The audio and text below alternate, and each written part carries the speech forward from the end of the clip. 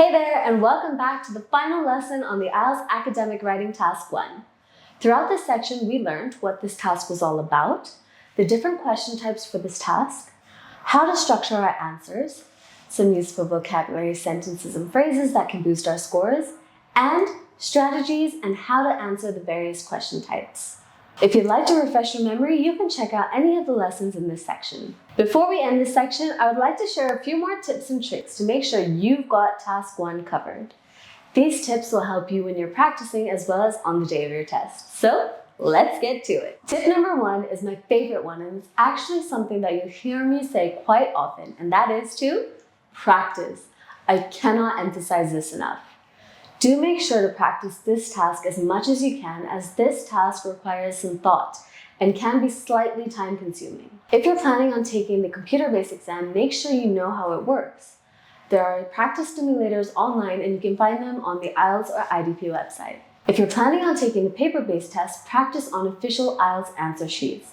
This way you can keep track of your word count and your spacing. Tip number 2.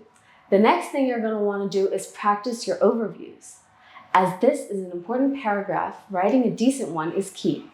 Remember that an overview is a summary of the main features shown in the diagram. Also, you should not include any numbers, as you just have to generally describe the most significant aspects. You will be including details in the paragraphs that follow. Right on to the next tip. Find out what mistakes you're making. Leave time towards the end whilst practicing and during your exam to check your work. While you're practicing, pick out some of the mistakes you've made. These could be spelling errors, inappropriate use of vocabulary, sentence structures, etc. Next tip. Make sure you paraphrase the question. Copying words from the question will for sure have you lose marks. The examiner will be assessing you on your ability to paraphrase. To paraphrase, just use synonyms to change keywords. Tip number 5. Spend a couple minutes planning and organizing your answers. Taking as little as 5 minutes to plan out your answer really goes a long way, as we saw in the previous lessons as well. Planning will help you score well by giving you a clear and coherent answer. Make sure you're familiar with the various question types so that you know the structures for each question type. Here's a guide to refresh your memory. Paragraph 1 is your introduction, where you're paraphrasing the question. Paragraph 2 is your overview.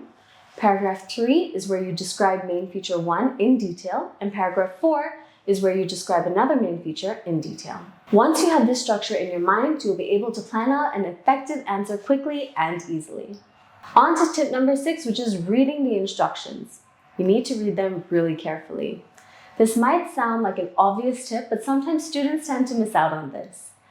While you're practicing and during the exam, read the instructions a couple of times.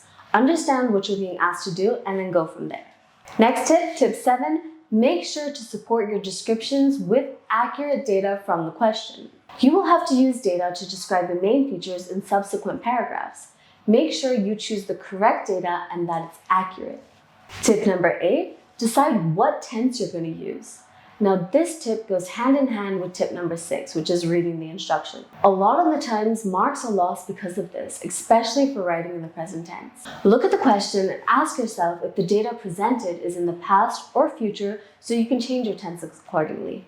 Tip number 9, to boost your lexical resource score, learn how to describe change by using vocabulary such as minimal, slight, gradual, considerable, significant, dramatic, etc. By doing so, you will easily be able to pick up marks when you know how to accurately describe change. Also, using signposting language such as the graph, the table, the chart shows, the most significant change is, another noticeable trend or change is, overall, will boost your score, but be careful not to overuse them.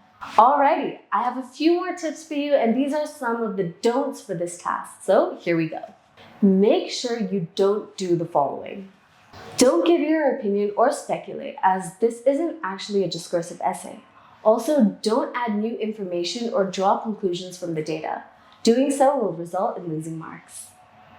Do not use bullet points. This is a given, as your answer needs to show continuity. Bullet points will not allow for that. Plus, it will take away from your cohesion and coherence score. Also, you don't have to mention each process or number as you see it. Just pick out a maximum of 2 to 3 features and cover them in your body or detail paragraphs. Don't focus only on one question type while you're practicing. Do practice all the question types so that you're familiar with them. And last but not least, don't panic. You've come this far and you know what to do. If you see something on the question paper and you're not familiar with it, it's okay. Again, you're not expected to have knowledge of the diagram, just write about what you see. And there we have it, everything you need to know to score well for Task 1. Well, we've come to the end of this lesson and this section.